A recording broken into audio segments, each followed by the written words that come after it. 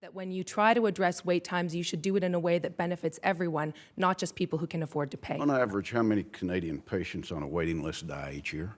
Do you know? I don't, sir, but I know that there are 45,000 in America who die waiting because they don't have insurance at all. I live 1 hour away from the Canadian border. Canadians watch American television. Canadians are very familiar with our political system, probably know more about politics in America than most Americans know.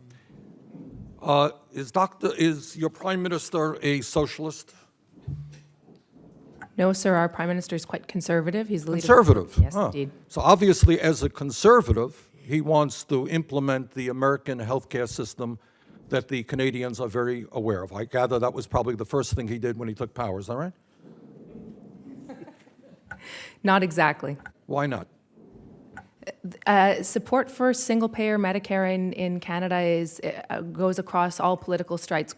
Quite famously, we had the leader of the most right-wing party in a Canadian federal debate on television hold up a sign in the middle of the debate on which he'd written in marker, "No two-tier," as a means of trying to reassure the Canadian public that if elected, he would not dismantle the So in other words, system. you have a nation bordering on the United States, two nations that are probably as close together in so many respects as any two nations in the world, a conservative prime minister, and yet there is no effort to move to an American healthcare system. I would say to my colleagues, there's not a better example of maybe how people feel about two systems. They know the American system. They have a conservative prime minister.